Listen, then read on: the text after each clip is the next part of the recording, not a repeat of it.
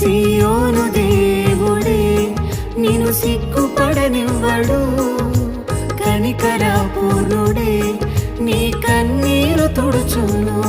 సియోను దేవుడే నిన్ను సిగ్గుపడనివ్వడు, కనికరపూర్ణుడే నీ కన్నీరు తుడుచును.